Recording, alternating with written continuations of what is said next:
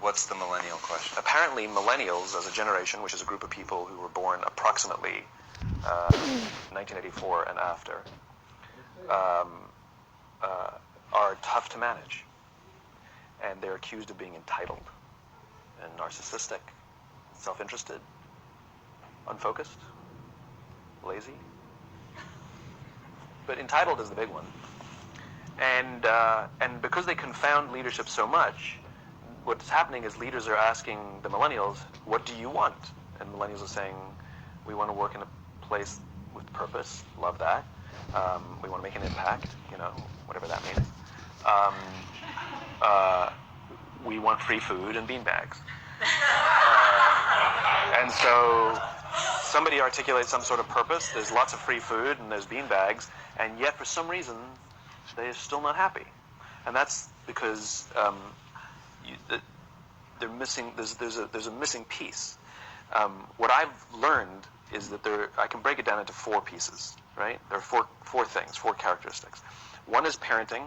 The other one is technology. The third is impatience, and the fourth is environment. The generation that we call the millennials, too many of them grew up subject to, not my words, failed parenting strategies.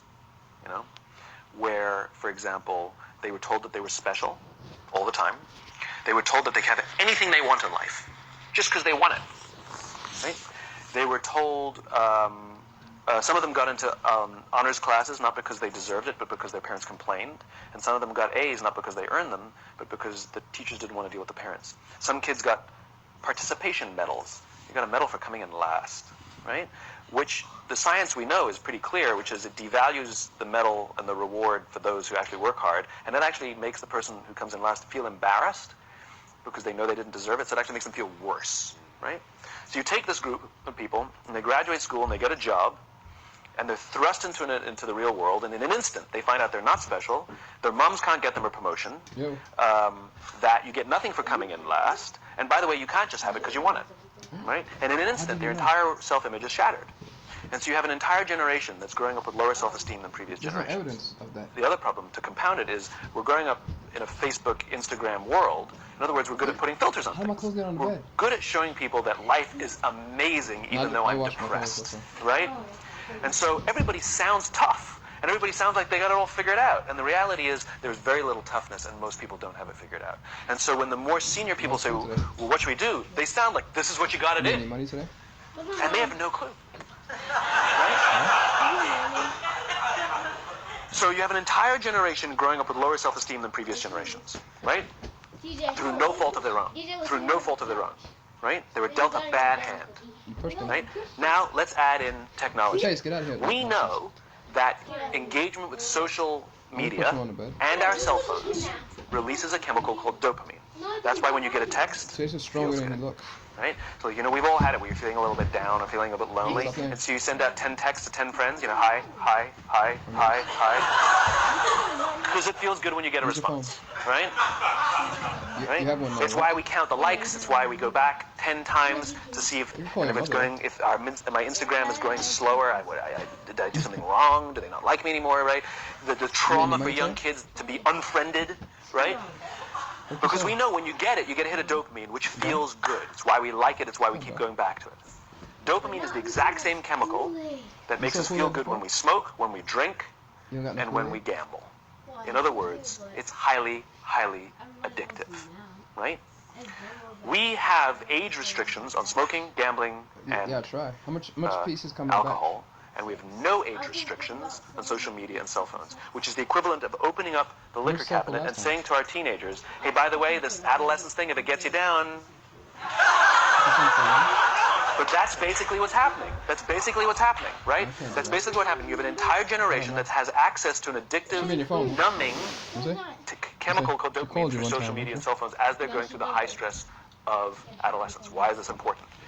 Almost every alcoholic discovered alcohol when they were teenagers. When we're very, very young, go change your clothes and get out here. Outside the approval of our parents.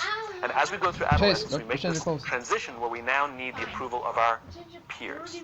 Very frustrating for our parents, very important for us. It allows us to acculturate outside of our immediate families into the broader tribe. Right? It's a highly, highly stressful and anxious period of our lives, and we're supposed to learn to rely on our friends. Some people, quite by accident, discover alcohol and numbing effects of dopamine to help them cope with the stresses and anxieties of adolescence. Unfortunately, that becomes hardwired in their brains, and for the rest of their lives, when they suffer significant stress, they will not turn to a person, they will turn to the bottle.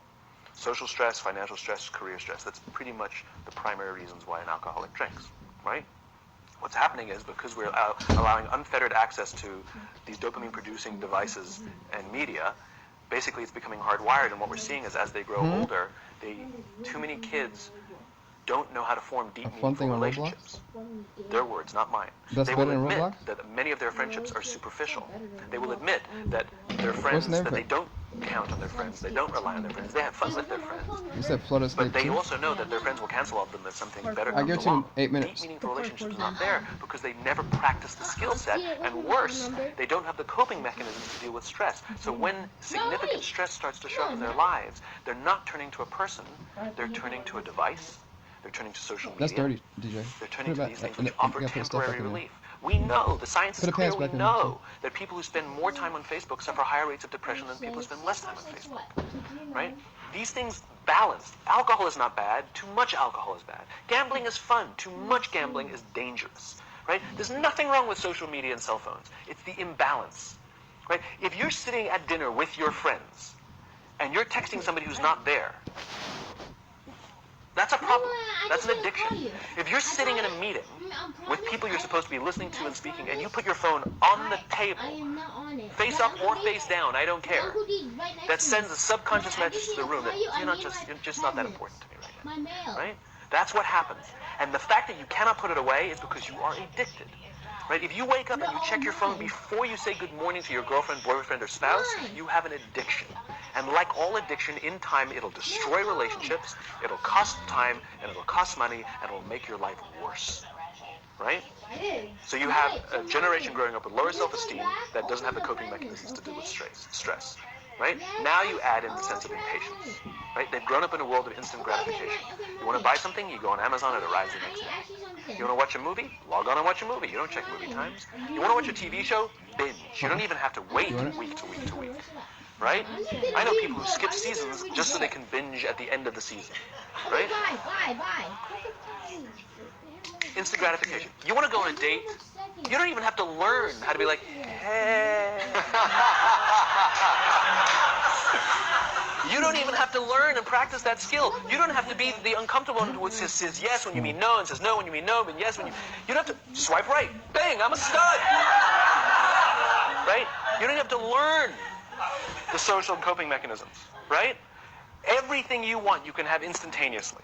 Everything you want, instant gratification. Except job satisfaction and strength of relationships, there ain't no app for that.